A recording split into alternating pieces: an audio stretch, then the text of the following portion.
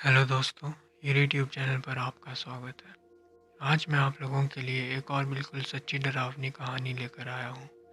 दोस्तों, ये कहानी इतनी बड़ी तो नहीं है, पर सच में जिसके साथ भी ऐसा कुछ घटता है, उसके लिए बहुत बड़ी बात होती है। ये कहानी भी मैंने एक वेबसाइट से ली है।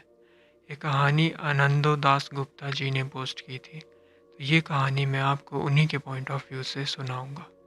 तो चलिए शुरू करते हैं आज की कहानी।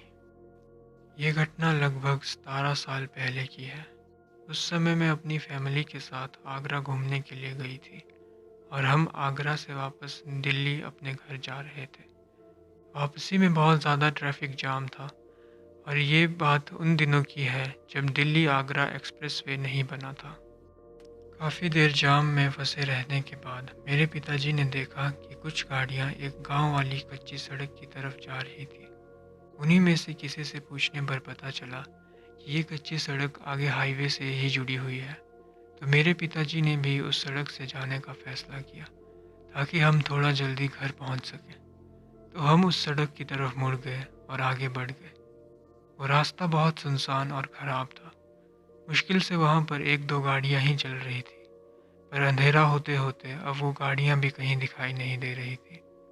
पीछे वाली सीट पर मेरी मम्मी और छोटी बहन सो रहे थे और काफ़ी देर से इस रोड पर चलने के बाद भी हम मेन रोड पर नहीं पहुंच रहे थे। उस समय तो ना ही गूगल मैप्स और ना ही जीपीएस की सुविधा थी, तो हमें बिल्कुल भी समझ नहीं आ रहा था कि हम आखिर जा कहाँ रहे हैं।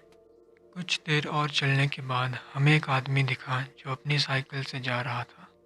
मेरे पिताजी ने सोचा कि इससे पूछ लेता हूँ कि अब मेन रोड कितनी दूर है। तो मेरे पिताजी ने उसके सामने गाड़ी रोकी और उससे पूछने ही वाले थे, पर तभी वो आदमी मेरे और मेरे पिताजी की आंखों के सामने हवा में धुंध के जैसे गायब हो गया। ये देखकर मैं और मेरे पिताजी बहुत डर गए और पिताजी ने पूरी स्पीड से गाड़ी चलाना शुरू कर दिया।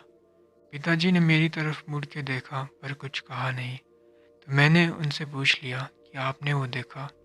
उन्होंने कहा हाँ, पर इस बारे में अपनी मम्मी और छोटी बहन से कुछ मत कहना, क्योंकि वो सो रहे हैं और वो डर जाएंगे। उसके बाद लगभग आधे घंटे बाद हम मेन रोड पर पहुंच गए, पर इसके कुछ साल बाद ये घटना हमने मम्मी को बता दी। तो दोस्तों, आज की कहानी यहीं पर ख़त्म होती है। आप कमेंट करके इस घटना के बारे में अपनी राय ज़रूर बताएं। मैं मिलूँगा आपसे अगली वीडियो में। धन्यवाद।